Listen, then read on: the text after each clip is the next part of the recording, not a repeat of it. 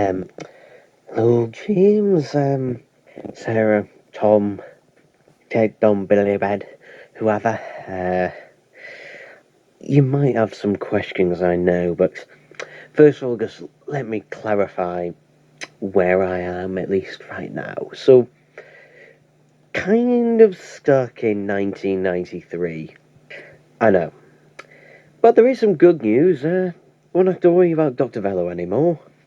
Because he's kind of, dead. Also, I bumped into an alternate reality version of myself, and, well, we did some stuff. And she helped me. Oh, yes, she was a she, by the way. She helped me to defeat Dr. Fellow. So, yeah, he's dead. Still kind of stuck in 93. Looks like I'll probably be spending Christmas here. But anyway, I'm recording this to cassette, and I'm giving it to a bank safety deposit box with some instructions for them to be released to you.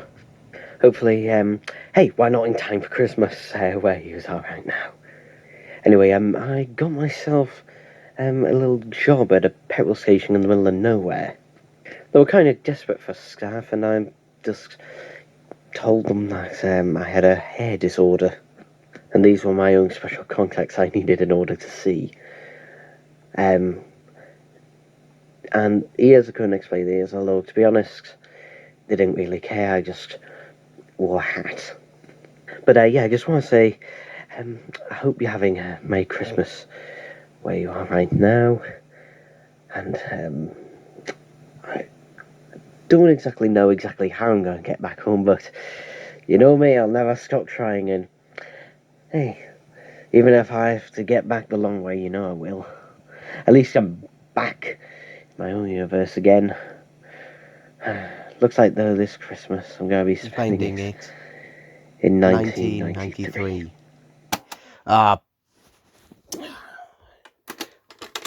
End of the bloody tape. Why is this petrol station only have bloody novelty tapes anyway?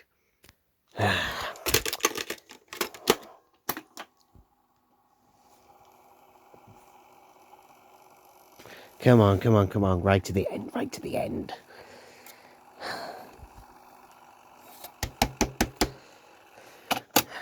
Right. Okay, I guess I'll have to do this reround. Right, now to put you in my safety deposit. Oh, yes, recording this on my phone as well. Obviously, it no longer has any internet or any other connections. Luckily, I was able to get a charger for it. Or should I say, I was carrying one when I came here. Yes, thankfully, Donna got me one. I have no idea whether these recordings will ever be heard, to be honest, though. Hey, who knows, I might be long dead, or, well, 1993, nah, probably not, hopefully, maybe. But I'm sure they'll get out there somehow. But, poor little ferric tape here, you're going to have to survive the long run. Which I no doubt you will. With my phone, I'm surprised it's lasted this long. I've constantly been having looks and checks at Dr. Velo's equipment that brought me here. The thing is, I don't really want to have to use it again. I mean, true, I may be stuck in 1993, though at least it's not too far off. I mean, I could be stuck in the 18th century or whatever. I mean, here, well, I'll have to wait a long time. But still, it's well within my lifetime. After all, James had to wait 13 years before he was able to meet me, so I reckon I can hold it out. I will admit I have been tinkering, and working at a petrol station can be a little bit helpful. I mean, I've been picking up a couple of things here and there. I mean, there's been the local mechanic who comes every now and again. I try and keep myself as discreet as possible. Luckily, it's winter time, so the excuse of just me wrapping up warm, yeah. Just keep the gloves on and also just try not to make eye contact. Just keep low. Just keep low. Thankfully, it is in the middle of nowhere, so don't exactly get a lot of customers. The worst part is that they don't know where I am, but at least if the cassettes reach James or whoever, at least they'll know where and when I am. At a petrol station just outside of Gateshead. Can never go into the town centre. I could meet my parents. Well, my parents before they had me. Supposedly they were different then. I doubt it. I reckon they were probably always just the same. Lack of opportunity. Yeah. Oh well. At least I know that nothing can possibly happen this Christmas. Nothing out of the ordinary. I hope anyway.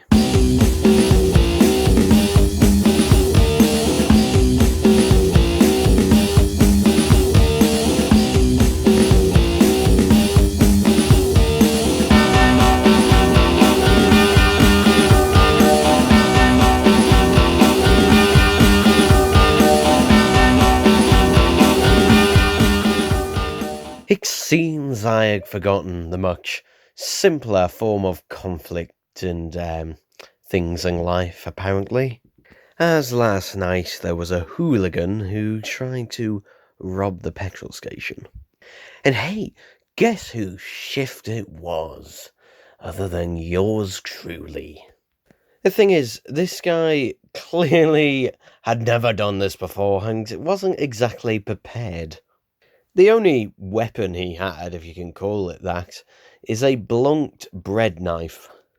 How do you know it was blunt, you may be asking? Well, basically, this guy, who was around about 5'7", 5'8", came in up to the counter and just punched me right in the face there and then.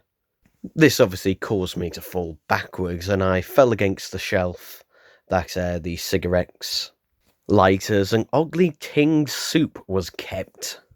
Yeah, I don't get the logic behind it either.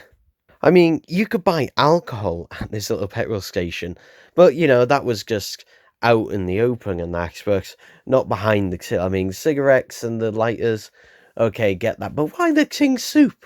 What are you going to do with ting soup? But anyway, this guy literally just leapt over the counter and shoved this knife against my throat with both hands. That's how I knew it was blunt, by the way. I could feel it being pressed against my neck. Although it couldn't easily slit my throat, he could still very much kill me with it. Especially with the pressure he was applying to it. He did, what most people do, just demand all the money in the till. And that I open up the till for him. Again, a person who wasn't very observant, as the key to the till was already in the till. No one ever bothered removing it. After all, this was a 24-hour petrol station. Once one person's shift was over, another person's would just begin. So most of the time the till never needed to be locked up. So quite frankly, that was his first mistake. His second mistake was also bending over me with his legs spread out over me. Although I was using both of my hands to stop him from pressing the knife even further into my neck, I was able to use my feet to trip him up, where I grabbed one of the nearby soup cans and bashed him over the head over and over and over. Maybe that's the reason the tins of soup were kept behind there.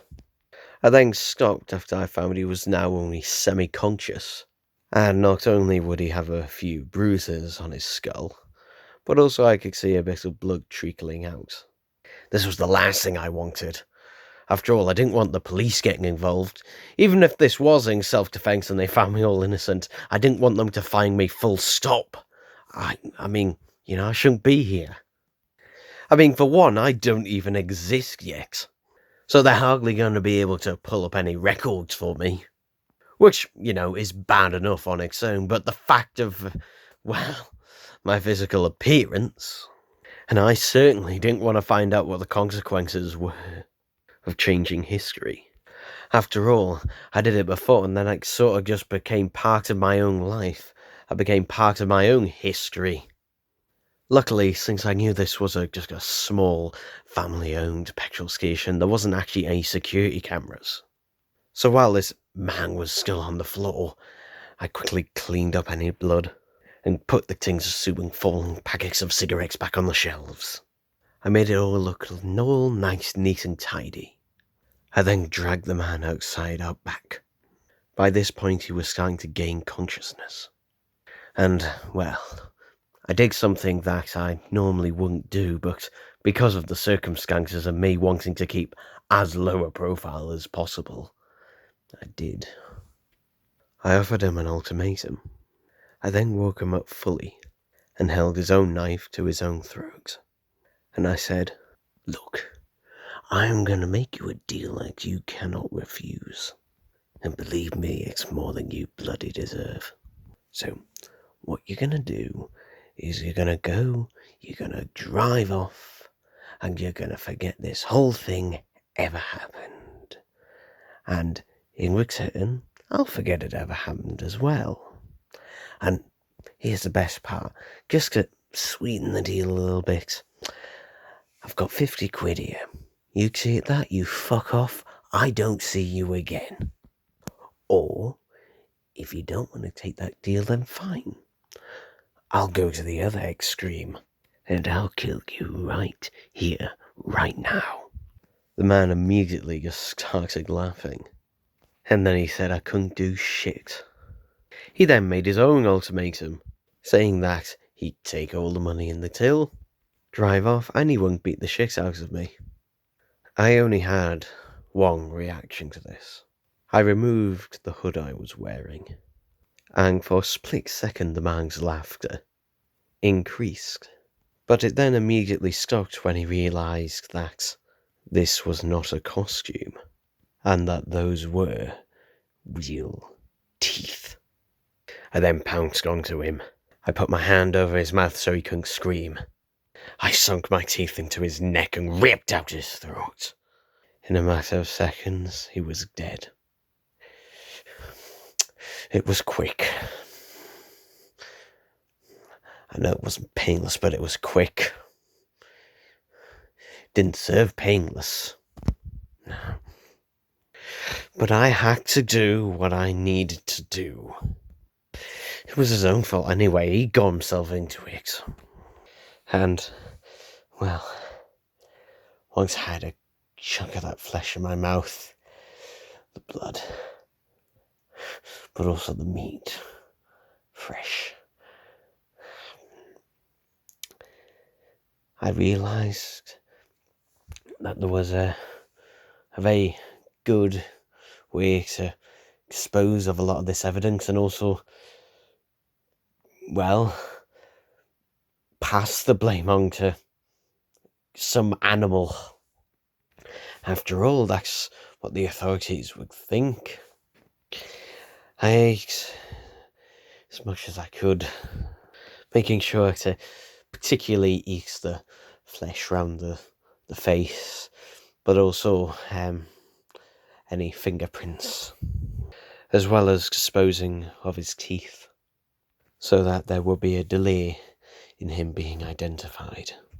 Once I was done eating, which took me no more than 10 minutes, I grabbed some bin bags and stuffed what remained of the body in there. It was a lot lighter now, and to be honest, I was quite famished. It was, well, the best meal I'd had in so long. I dragged the corpse out into a nearby wooded area and rolled it down a hill and covered it with earth and leaves. The way I also buried it, I buried it in a way to make it look like an animal had buried it just by shoveling the dirt by pushing it with my shoe. I then returned to the petrol station. Thankfully, because of the time, we hadn't had any other customers. I cleaned myself up and sat in front of the till. I then looked at my hand. I was holding his car keys. I knew I couldn't leave it there, but I also knew I couldn't drive it very far either, otherwise I could get noticed in it. I'd have to work out what to do with it later. At least it was parked in one of the spaces rather than in front of one of the petrol pumps. After my shift was over, I took another look at Dr. Bellows' machine to see if I could make any more sense out of it. I had slowly but surely been learning a few more things about it. I knew that I couldn't say 1993 indefinitely. After all, coming up to Christmas, soon it'll be 1994. And to be honest, I doubt I'd be able to keep a low profile for over 25 years. Which is when I finally made a decision. I realised that I couldn't stay here. It was too dangerous. I don't know, I could mess up something. Besides, I didn't want past me to have to suffer through things, or me yet to become, or, well, James, Tom, Sarah said any of them. I didn't want any of them to suffer for what I was doing, for what I am doing right now, so I made a decision. I know I can't stay here. I mean, especially after what happened, I just... well, the taste, anyway. I've decided that I'm gonna risk it. I've made any repairs I can, and I've tried to figure out Dr. Vell's machine as best as I could. I mean, I still don't fully understand it. I'll keep, replaying in my brain everything that he talked about when he was explaining how to get back to my reality, but, he didn't explain how it all worked. I mean, it worked in getting me back into my own reality just at the wrong time, that's all. Now, the way this thing works, I don't think it has enough power to take me all the way back to the present, or my present. Maybe that's why I got stuck here in 1993, but there seems to be something wrong with the power cell. It keeps leaking.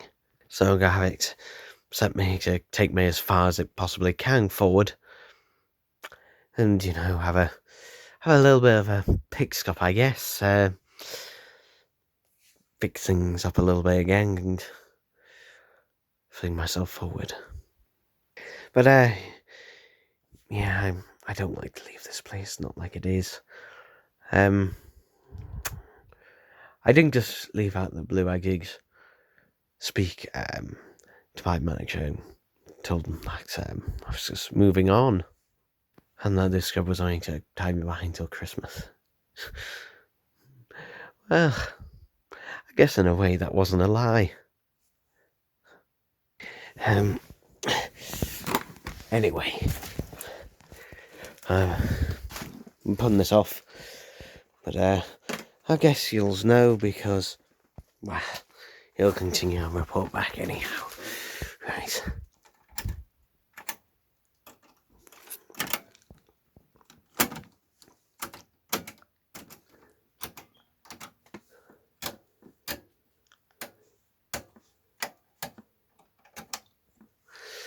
Right. All I've got to do now is push the button. Wish me luck. Well, I told you I'd report to you when I got back, all things considered. Anyway, You're probably wondering what happened after that, after the last time I logged in, as it were. So I didn't get all the way home, and that I got a lot closer though, on an awful lot closer. But slightly off, but slightly problematic. I arrived in, well, somewhere, I'm guessing, in the mid to late 2000s. Somewhere around then. I didn't have the precise date, but, well, I knew it was then for one reason. Because, I was now on Mars, of all places. But, I, was just wandering around a bit, I guess, trying to get my bearings, but I then spotted Dorothy, and it was obvious that she was pregnant. And, well, doesn't take genius to realise who she was pregnant with. So, I didn't know what to do. To be honest, I mean, every part of me just wanted to just run up to her. And, it was like, it's just like given a second chance.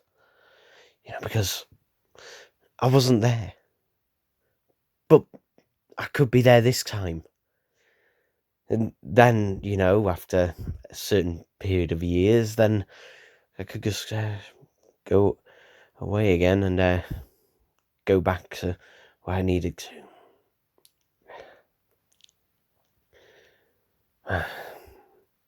But that would change things.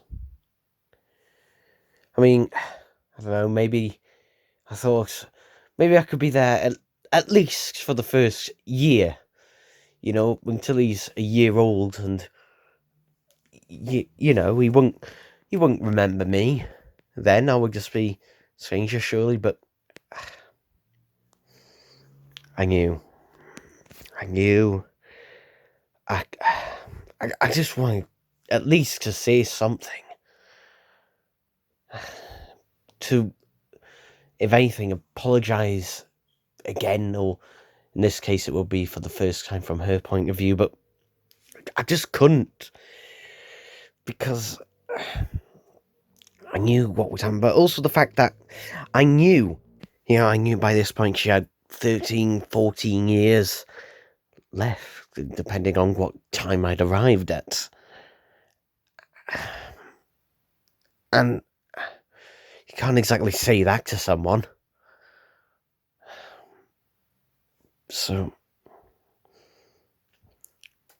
I just ran and hid as fast as I could. I ended up going down a manhole into the sewers.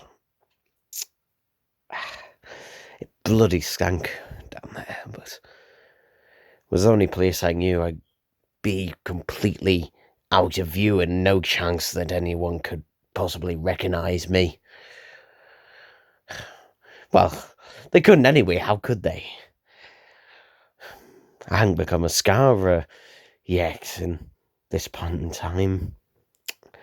I was, still very much a child myself. So, but it was just a temptation. But I sat there, and I waited, and waited. And that whole time, I sat there in silence, waiting for Dr. Ella's machine to fully recharge. And even when it was ready, there was the temptation just to sit and wait, because obviously I'd gotten here, and, this was a achievable. It was a lot easier to wait, 14, 15, 16 years, rather than 20. But couldn't. And I was just lying to myself to try and keep myself there. So I pressed the button again, and I left. And thankfully, I wasn't bang on, but I was close enough. It ironically took me home in the quite literal sense. It took me to my house. Though I was a month early, but hey, I can do a month. I mainly just sat in the basement and binged watched various TV shows. I also decided to get a few of my records out and play them as well. I hadn't really had a chance to do that in quite a while. Eventually, though, I sent out a message to 10 the kids, telling them to, well, come home, bring them home, and also for them to also send it to Tom. Oh, and also to bring Robert as well. I needed to see him as well, because I kind of dragged him along as well. And they did. They all came home. I was so happy and in tears. Because it just been so long. It felt like, they were like, I'm sorry to say this, but it kind of felt like a distant memory. And they were there again. Ugh. Apparently, I nearly crushed them to death, according to James. But he said he'll live. I was constantly hugging my brother as well, but looking after him, making sure the were low-key, all that kind of stuff. And as for Robert, well, no one was living downstairs in the basement, and it was a massive house.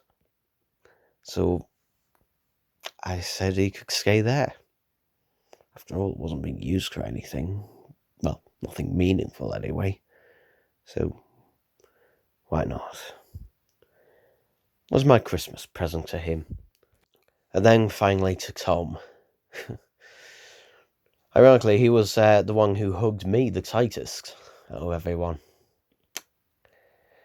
And because it was Christmas and he waited a while, I decided to give him what he clearly wanted, or had wanted for quite a while. So I kissed him. And yeah, tongues were involved with it. He then smiled up, blinked for a second, and asked me when I knew, or when I found out. Truth is, I'd always suspected that Tom was in love with me. He always sat a little bit closer and, was a lot more, I don't know, it was, sometimes I just like to put his hand on me or embrace me in certain ways. I'll be honest, things I didn't really pay much attention to until I noticed that Dorothy and even Sally did very much, the same or similar things. So he knew himself that obviously we would never be again because, well, I do love Tom, not in that way. Just not in that way. And he knows that. But I'll let him. I'll give him a little bit of a freedom, a bit of imagination of maybe how things could have been. But he's still my best friend. And I don't think that's something I say he is. He is the best friend I've ever had. Whereas I will be the love of his life that he will never have. And I know what that feels like. Oh, yes, I know what that feels like. Still, it's important to focus on the things you've got. And honestly, I feel like I've won the lottery, became king, all in one at the moment. But that's enough of this. I enjoyed my Christmas. And here's to a happy New Year.